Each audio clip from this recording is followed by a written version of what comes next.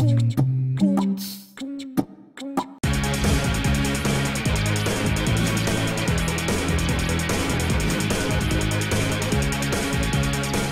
sitting here at one of my favorite Williamsburg restaurants, Egg, because this week we're all about grits. Now, I am not a Southern girl, so I need a little extra help with this one. Luckily for me, Chef George Weld is in the back, and he's going to tell us everything we need to know about how to make the perfect grit dish at home. But first, we're going to stop by the Brooklyn Kitchen to learn exactly what grits are and what to look for when buying them. Finally, it's back to my apartment for a French twist on this classic Southern comfort food. Open since 2006, the Brooklyn Kitchen has become a neighborhood foodie haven. Fresh cuts from the meat hook, bulk goods, and farm fresh produce are just a few of the items on offer. Owner Harry Rosenblum is here to school us on grits. Grits are traditionally ground corn, similar to polenta, similar to cornmeal. The grits that we carry are from Anson Mills in South Carolina. They specialize in finding heirloom varieties of corn and other grains such as rice, because it's sort of the way food would have been hundreds of years ago in this country. Some of them dating back all the way to usage from the Native Americans, passed along to the first settlers. Anson Mills uses stone wheels to grind their grains. It helps to keep down on the heat created from the friction of grinding, and that helps maintain a lot of the nutritive properties. A lot of those are lost on a larger commercial scale when you start grinding with steel. So what are the difference between these two grits we have here? We have what they call their antebellum coarse grits, which is a white corn, and their Carolina quick grits, which is a yellow corn. The quick grits are a little bit finer ground, whereas the antebellum coarse are a coarse ground grit. They are thicker, going to be a little bit more toothsome, whereas the quick grits, because they're a little bit finer, are better if you want it to be soft on the plate, kind of like an Italian polenta. So these here are the antebellum grits from an antebellum corn, which is an heirloom variety. And these say hominy grits. What does that mean? Hominy is a term that usually refers to maize treated with lye to soften it once it's been dried. Hominy also, however, can refer to a type of corn in the same way to talk about yellow corn, talk about blue corn. So it's a matter of semantics. Yeah, and these haven't been treated with anything. No. How long will these last? Probably about a month in the fridge, probably up to about 3 months in the freezer. If you kept them out in your cabinet, they would last, but the taste just isn't going to remain the same.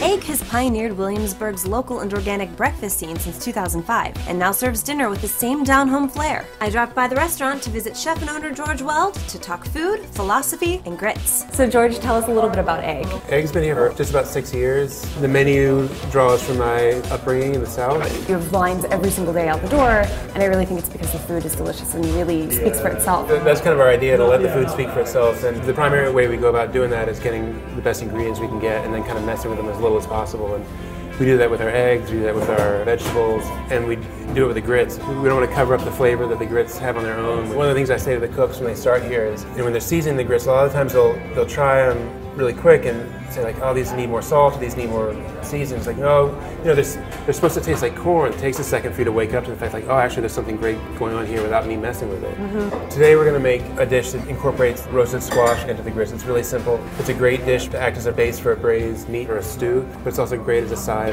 We use both Anson Mills quick and coarse grits. The coarse grits give it a nice texture, and the quick grits keep it sort of smooth. So this is 4 cups of grits, just about, so we're going to do 12 cups of water. So give it a stir, and then we skim it. A lot of times you'll get pretty big pieces of corn kernel that aren't that pleasant to eat. It's almost like the end of a popcorn bag. Oh, how interesting. They usually float to the top, we just skim them off. And then you just stir and stir and stir. And you aren't really part of the crew until you've burned yourself doing this, because once it's thickening up a little bit, it'll spit and bubble like lava, and it'll get on your forearm and burn you. We'll cook them for 20 minutes, half an hour. It's really easy to tell when you're done, because you start seeing the grains again. They look creamy, and then you try them and you can just tell they're either tender or they're not.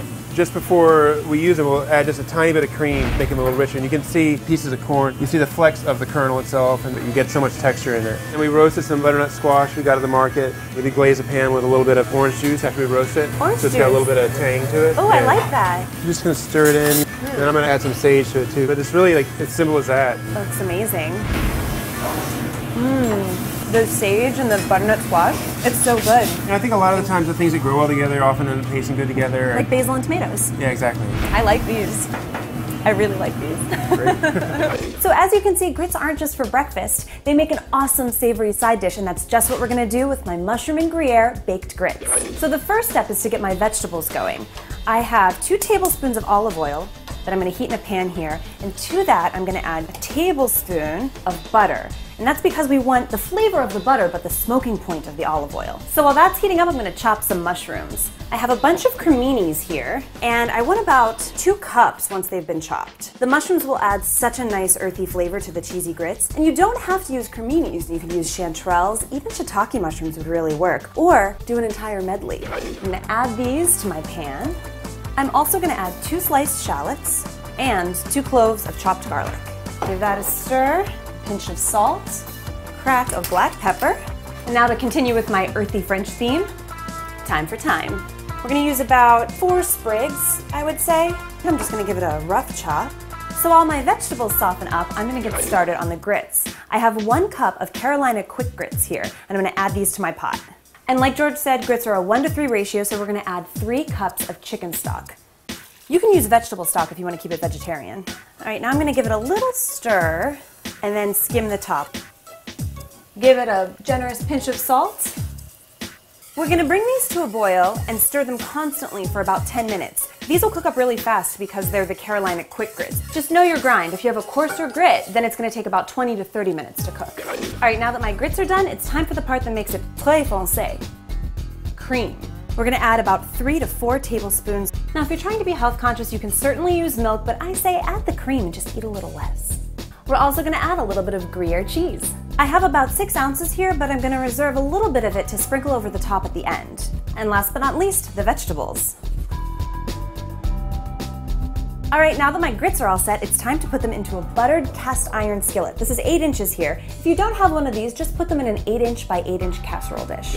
This is a great make-ahead dish because at this point, you could put this in the fridge and then bake it tomorrow. And now for the last bit of cheese. It's gonna get brown and bubble, almost like a pizza. All right, time to put it in the oven, 350 degrees for an hour.